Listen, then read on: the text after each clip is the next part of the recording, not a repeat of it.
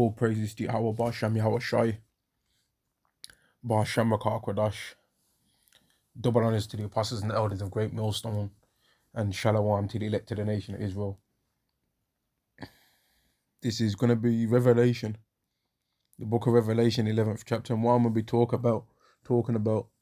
I just was thinking about this, and it's a quick point, man, and it's that these Edomites, it hurts their feelings, man, right? It really rubs them up the wrong way that we think that we're the Israelites and that we believe that we're the Israelites, man. It really aggravates them that we think of ourselves so highly, man, because they've spent centuries trying to make us think that we're lucky to even be near them, right? They spent time trying to make us feel like we should be pleased to be able to share the same toilet with them, man, and that we should be pleased to be able to share the same water fountain, and that we wasn't even worthy to be able to do that. But now that we actually understand that we're actually supposed to be way better than these people, it rubs them up the wrong way, and they're terrified to hear this, man. They really hate that we think of ourselves so highly, man. And that's why they love you Israelites that still being thugs in the hood, or that are talking all that equality stuff. They don't mind you talking like that. They ain't worried about that. But they're worried about Israelites speaking about themselves and about their people with some honor. Revelation chapter 11 and verse 8. And their dead bodies shall lie in the street of the great city, which spiritually is called Sodom and Egypt, where also our Lord was crucified. Now, these Christians will try and make out like that doesn't have anything to do with Deuteronomy chapter 28 and verse 68, but they also won't give an explanation as to what that means, man. And that's one of the things that Christianity is very good at doing. Hearing about what the Israelites say that it means, and say, nah, it don't mean that, it was fulfilled. And then they find some document somewhere and say, oh, that was fulfilled already.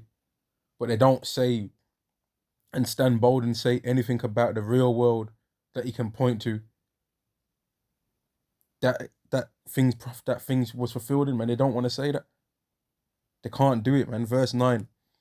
And there the kindreds and tongues and nations shall see their dead bodies 3 days and a half, and shall not suffer their dead bodies to be put in graves. And they found it happy. They're happy, man. They was happy when we was in slavery. They didn't care, man. They laughed. They found it funny, man. They all laughed because they was all desiring that time, man, because they knew that that was going to be a time that they was going to be able to get wealth. They was going to be able to take our wealth away. Verse 10, and they that dwell upon the earth, excuse me, and they that dwell upon the earth shall rejoice over them and make merry, and shall send gifts one to another, because these two prophets, meaning the northern and the southern kingdom, tormented them that dwell upon the earth. Tormented them that dwell on the earth, because when we was in our power, we was giving them hell. So they're just right now getting their revenge for that. But they don't understand that we're going to get revenge again for the things that they're doing to us when they thought that they was getting their revenge, man. Because they're supposed to be under us as Israelites. As we're the Israelites, every single nation is supposed to be underneath us, man. We're supposed to be the top. We're supposed to. Verse 11, and after 3 days and a half, the spirit of Yahweh, the spirit of life of Yahweh entered into them, and they stood upon their feet, and great fear fell upon them which saw them. And that came from the whole thing that's been taking place right now in the earth, man, with the whole One West, as people like to say, One West Israelites, man. All those men that started off that movement, man, of Israelites waking back up to who we are. And the world is terrified of that, man. They don't mind if you come over and get a plaque and write it on a board and say, you have to rise up black people, them. They don't care if you talk all that BS. But at the moment you start saying, I'm an Israelite, Deuteronomy chapter 28 and verse 68, and the moment you know some prophecies that relate towards the Israelites, and you look at the people that are claiming themselves to be Israelites in the land, and you say, well, how comes they ain't fulfilled this? How comes they ain't fulfilled that? How comes they don't believe that the Messiahs came yet? That's when these Christians have to start actually reading their Bible, and they don't want to do that. Because they've just wanted to be able to say, God loves everybody, and then they throw events once a month. Oh, today we're going to be doing something big for National Women's Day. Oh, tomorrow we're going to be bringing in a speaker, and then we've got a great solo on the drums We're gonna bring in our church band on the weekend. So make sure you get down to the church. We're gonna be throwing a lovely soiree at the church. They've been happy to do that, man. Go on Easter egg hunts and all of this, and then get money from the government to build up more wealth and set up more churches so that they can have more people that ultimately praise them. They don't really want people to praise the Lord. They want people to praise them. And there's this documentary that I've been watching, man, and it shows, man, how people use the Bible to manipulate, man. This one guy from Korea, right? And this guy was a straight demon, man. This guy raped like close to 10,000 women, man. And actually had these women in Korea believing that he was the Messiah, returned and resurrected. He actually had them believing that, man. But then when the police caught him, he was bowing down to in front of them, crying, pleading to them with his hands clasped together, asking for mercy. And then when he got released out of jail again, guess what? He went and did the same thing again, man. He went and did the same thing again. Man had followers, money, wealth, was traveling all over Asia. And that's the same thing that Esau did, man. In fact, that person could have been an Edomite, because that's the kind of spirit of Esau, man. How he was moving. That person more than likely could have been an Edomite. But Esau's even worse than him with what Esau's did, man. If it wasn't an Edomite, which I believe that person is an Edomite that was doing all that, man. But either way, he's a heathen. Verse 11 again, and after 3 days and a half, the spirit of life from Yahweh entered into them, and they stood upon their feet, and great fear fell upon them which saw them, and they're scared, man. It really rubs them the wrong way for us to believe that we're the Israelites, man. They don't like it.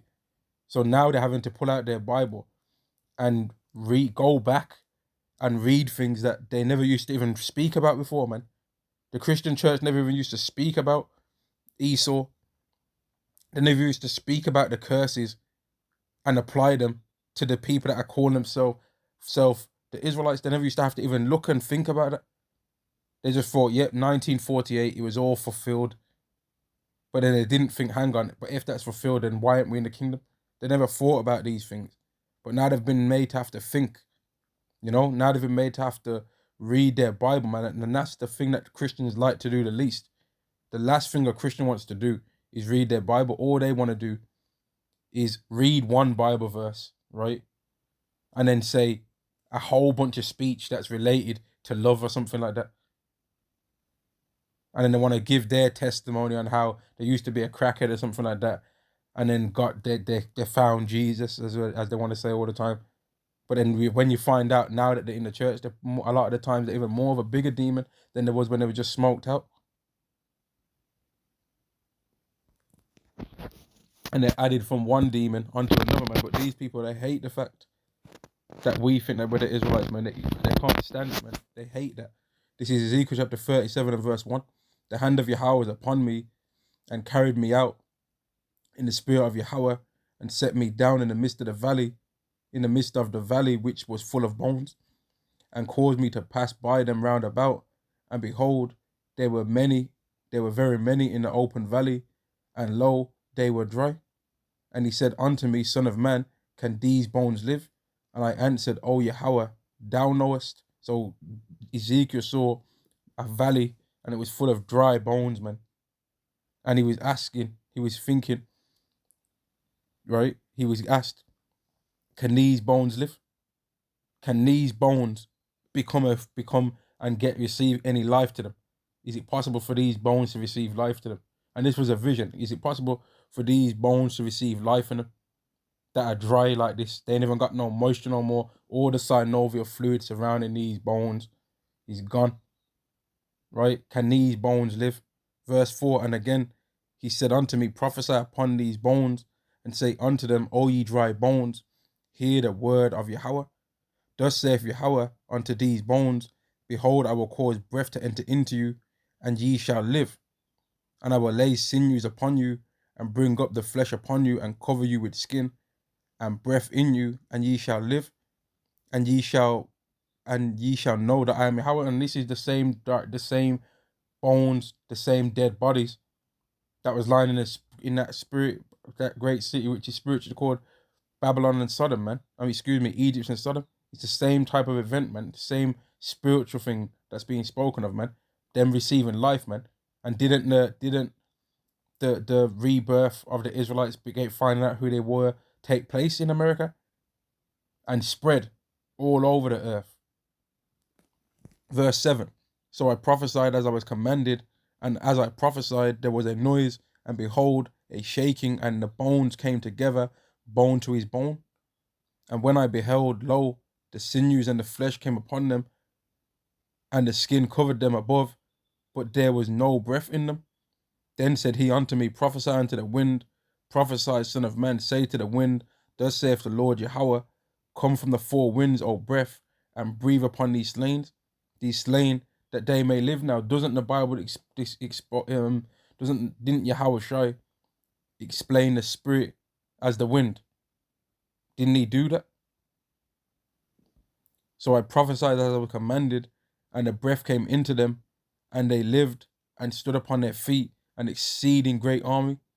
So that's what the Israelites spirit in the spiritual sense is becoming, man. And when these people see us, it's terrifying, man. They hate it. If you see an Israelite, right? If you're seeing an Israelite, sometimes you got somebody Israelite people that will be not, they don't call themselves Israelites, but they are, and they might be handing out leaflets in a city or whatever, in a city center, right? And if you pull up, if were they trying to give you one of those leaflets, and then you start saying to them, have you heard that these people are the Israelites? And start speaking to them about anything like that, right? And there's any heathens that are in part of that same congregation with them, the heathen's gonna start jumping into that conversation, even though you didn't even speak to them, because they don't want that thought process to even be spoken about at all, because they like it being in a church where they're being considered as the higher rank, right? They love it, man. They don't want so-called black people, Negroes, and Native Americans to think good about themselves. They don't want that, because that's bad for business for them. Because then that means that they're going to want more.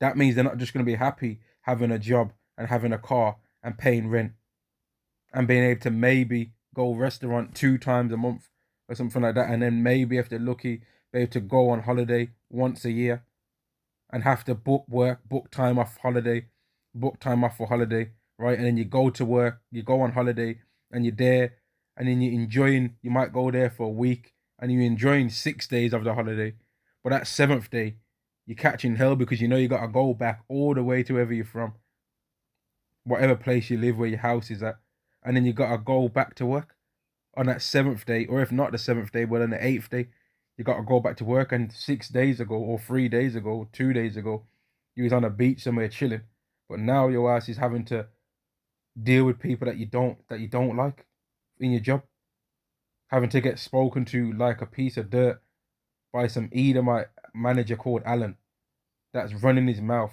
with his stupid nasally voice. Your break's actually meant to be 20 minutes, mate. You're late again. I'm gonna have to write you up. That their stupid nasally voice that you have to hear them speaking. And then you can't say anything because they'll fire your ass and come up with an excuse for why they fired you. They ain't gonna confess and say it really was that.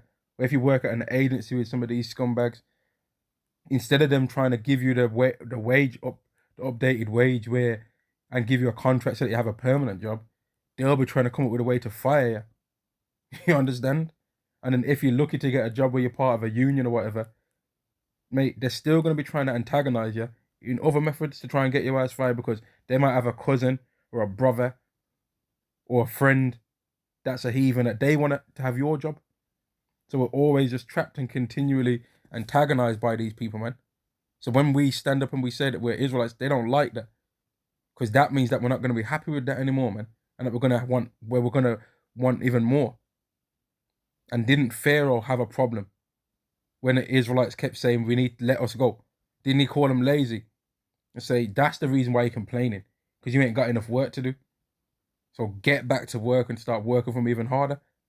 But Esau, what he's going to do is start tearing more and more things away from this world so that people become more and more reliant on this government and on this world, man. That's what they're about. Verse 11, because some people want to try and make out like the Valley of Dry Bones is everyone. Verse 11, then said he unto me, Son of man, these bones are the whole house of Israel. Behold, they say our bones are dried, and our hope is lost. We are cut off for our parts. And that's what the Israelites say, man. They don't even care about that. A lot of these people that are calling themselves so-called black, Latino, Native American, to see them in their blinded statement, you can see why they was compared to dry bones. They're dry, man. Like they don't even think and understand that if they are Israelites, that changes everything regarding how the world works. They don't understand. They don't get it. They don't get that being true means that every single thing that they've been told from the moment that they was born was all a lie. They don't get it. They don't understand that they're supposed to be ruling the earth if they're the Israelites. They don't understand that they've got an inheritance and a whole country when prior they was told that they don't have nothing, man. They don't get it. They don't get that means that they're not the pieces of garbage that the world tried to tell them. They don't get that it means that you're actually not black anymore. You don't have to call yourself black anymore. You've got an actual nationality that's connected to a moral code. That moral code came from the Lord who gave us a law, statutes and commandments. They don't get it. So if you ask them, right, if you ask the average black person, do you think it changes anything in the world if we're Israelites? Nah. I'm a Hebrew Israelite divester. I'm a Hebrew Israelite Christian. Yeah, I know I'm a Hebrew Israelite, but I'm still Muslim though. I'm on that Muslim thing. Or I know I'm a Hebrew Israelite, but I'm Buddhist. That's what some of them will think. They don't get it, man. They don't get that if you're a Hebrew Israelite, you can't be nothing else. You ain't nothing else additional to that, apart from whatever tribe you're from. That's the deepness that it will go after that. They don't get it because they're dry bones, man. Verse 12, therefore prophesy and say unto them, thus saith the Lord Yahweh, behold, O my people, I will open your graves and cause you to come up out of your graves, and I will bring you into your own land. So that's what we're getting ready to be taken to, man, to our own land, and they don't get it.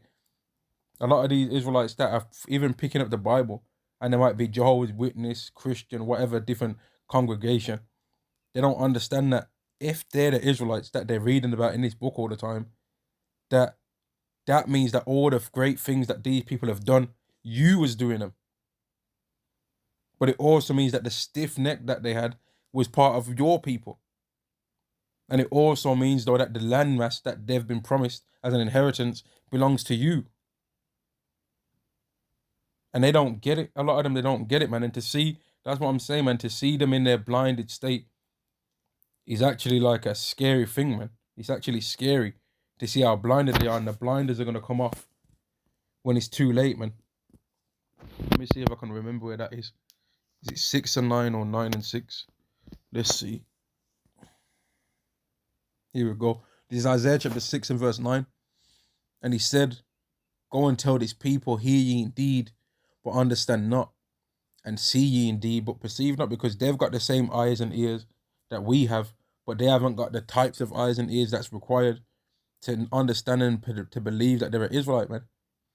Verse 10, make the heart of this people fat, and make their ears heavy, and shut their eyes, lest they see with their eyes, and hear with their ears, and understand with their hearts, and convert and be healed. So they don't want, it's not wanted for them to be able to receive it. Let me read that again. Lest they see with their eyes, and hear with their ears, and understand with their heart, and convert and be healed. And that's why it's scary, man, because ultimately Yahweh's blinded them. Ultimately, the God of the Bible, the God of Abraham, Isaac, and Jacob, has blinded the average Israelite so that they can't receive it, because he doesn't want every single Israelite to repent, because he wants to show that even down to the greatest level of among being an Israelite, that it's down to Yahweh's choice. Even within the nation, it's even down to Yahweh's choice as to who's going to receive the salvation and who's not, because it's all about the elect to the nation of Israel, who was predestined from the foundation of the world, who were not blinded. And that's why Paul said this. In fact, let me go back to that.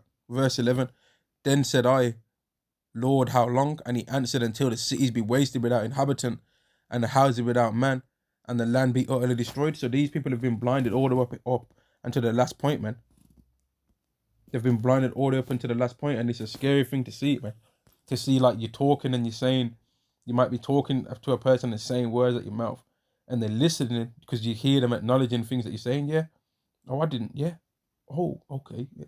And then they're looking at you, and they can look at the same proof that we've seen. They can look at a piece of artwork from the 1500s and see, okay, yeah, the artwork showing the people as being dark skinned back then.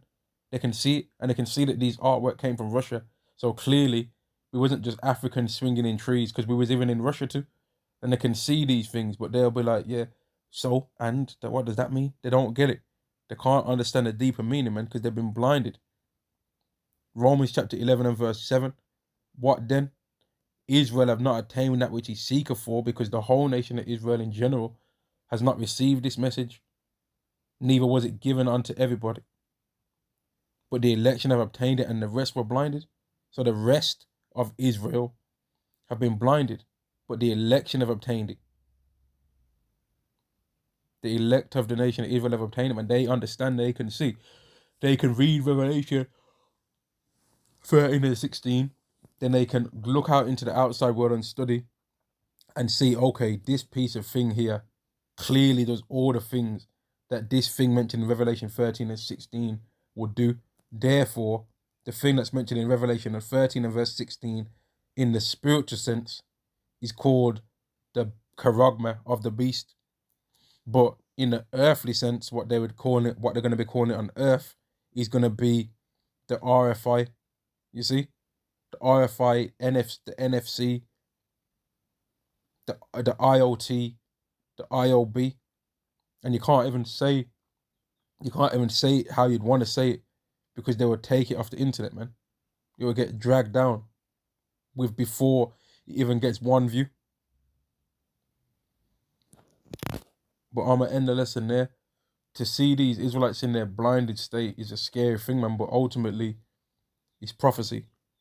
All praises to Yahweh Ba'Hasham Yahweh Shai, Ba'Hasham Yakar Kwadash. Double honors to the apostles and the elders of Great Millstone, and Shalom to the elected nation of Israel. Shalom.